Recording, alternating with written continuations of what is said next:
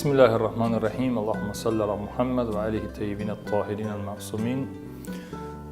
En el nombre de Dios, el clementísimo, el misericordiosísimo, la alabanza es para el Dios, el Señor del universo, y la bendición y la paz sean con todos los profetas, especialmente con Moisés, Jesús y Muhammad y su familia purificada. Estábamos viendo en el curso acerca del Tawhid, el monoteísmo, los atributos divinos. Estábamos viendo acerca del monoteísmo que tiene distintas partes y habíamos llegado, dijimos que estaba el monoteísmo de la esencia de Dios, de los atributos, etc. Estábamos viendo algunos atributos, habíamos visto el del Creador. Queríamos ver el atributo, habíamos visto el atributo de la unicidad y entrábamos en el tema del atributo del señorío, o la administración, gobierno, la crianza, el desarrollo, digamos, la educación, el sustento y todo lo que tiene que ver con llevar a la creación hacia su perfección. Este es un atributo divino, se lo denomina como el atributo del señorío, por el cual Dios va a guiar a los hombres tanto por una serie de claves que están en las criaturas, en la naturaleza de los seres, por el cual buscan los seres a Dios, y además en el caso del hombre por su libre albedrío con la revelación de una legislación, leyes, normas que el hombre debe observar para vivir bien, para armonizar bien con Dios, con los ángeles, con el resto de los seres, con la naturaleza, con el resto de los seres humanos, etc. Y evitar, digamos, todo desvío y toda imperfección e infelicidad. En relación al señorío en la creación, Dios crea todas las cosas, luego las guía hacia sí. Dios es realmente administrador y dispone de los asuntos de tal manera que genera unas interrelaciones entre las cosas, y va a guiar esas interrelaciones consigo mismo y con las cosas para que, como dijimos, el hombre alcance su perfección. El hecho de ser creador y sostener a la creación lo convierte necesariamente en un regulador y en un planificador y en un sustentador y en un guía para el desarrollo y perfección de las cosas.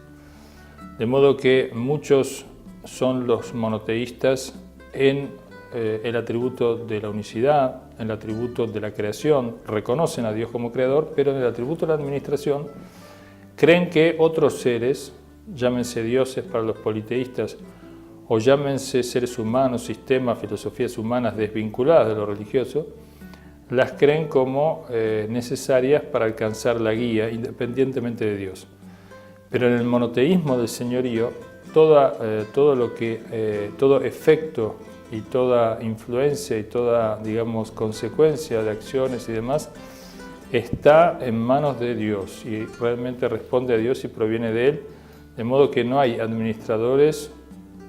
o sustentadores o benefactores independientes de Dios en la creencia islámica. Por lo tanto, los árabes politeístas cuando el Corán dice pregúntales quién ha creado los cielos y la tierra, te dirán Dios. Pero luego creían en las cosas fundamentales, también sostenían que Dios tenía el señorío, la vida, la muerte, pero algunos creían que debían adorar ídolos de piedra o de madera o lo que fuera para que les vaya bien, por ejemplo, en un viaje, ante una enfermedad, para que logren la intercesión. Y estos ídolos no tenían la anuencia, la aval, ni estaban obviamente relacionados con Dios, sino que eran creaciones suyas. Esto es una forma de idolatría y de desvío del monoteísmo del señorío. O el caso de Satanás, que desobedece la orden de Dios, también muestra que reconoce a Dios como creador y demás, pero no lo reconoce o no lo obedece en el caso de cuando viene la orden divina. Otro de los atributos es el atributo de Dios como gobernante, como juez. Antes tenía que completar el tema del señorío con el tema legal, es decir, Dios es quien revela las leyes, las normas que el hombre necesita para vivir individualmente, en familia y en sociedad, y estas normas que vienen del legislador, que es Dios, están en armonía con la naturaleza de los seres humanos. De modo que quien legisla debe tener dos condiciones. Primero, conocer para quién legisla, los objetivos, y además no tener intereses individuales o grupales, no tener privilegios, no hacer distinciones, no hacer discriminaciones. Y esto evidentemente tiene que ver con los atributos divinos. Ninguna otra persona está facultada. El Corán dice que gobierna sin tener en cuenta la revelación, las leyes de Dios, es una persona corrompida, es una persona que se ha salido del orden establecido de Dios. De modo que el monoteísmo en el señorío, a partir de las leyes, también es un atributo en el que creemos los monoteístas en el Islam, y es una forma de monoteísmo mucho más completa cuando se entienden todas las distintas acepciones del monoteísmo, no solamente la de un Dios existente y creador, sino además señorío, el gobierno, etc., y otras formas de monoteísmo que vamos a ver. El monoteísmo en el gobierno también sostiene que el gobierno pertenece a Dios, Dios gobierna a través de sus representantes, los representantes los elige Él, son los profetas y mensajeros y hombres sabios, seguidores de los mensajeros, los imames. Luego de estos, aquellos que ellos designan, los más sabios, etcétera, los más virtuosos, y es todo un gobierno en base a la virtud, el bien, la justicia, que son atributos de Dios, y es el gobierno que Dios concreta a través del libre albedrío de los hombres. Si no vemos un gobierno así en la naturaleza, en la historia o en el mundo, sino en contadas excepciones, sobre todo en caso de algunos profetas como David, Salomón o como Muhammad, pero no como están narrados en la Biblia, sino como están narrados en el Corán, que hay algunas diferencias, sobre todo que tienen que ver con que desde el punto de vista del Corán ellos eran infalibles, eran puros, y no cree en todas las pecados que se les atribuyen en la Biblia.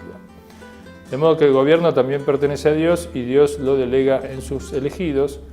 y como el hombre es libre, o bien se somete o bien pasa lo que pasó muchas veces en la historia, que se rebelan los grandes tiranos y demás y no aceptan someterse a Dios, y por ende tenemos esas otras formas de gobierno que se van creando, imperios, monarquías, etcétera, o gobiernos republicanos pero oligárquicos en el fondo, que terminan impidiendo el bien, la virtud y la igualdad y la justicia entre los seres humanos.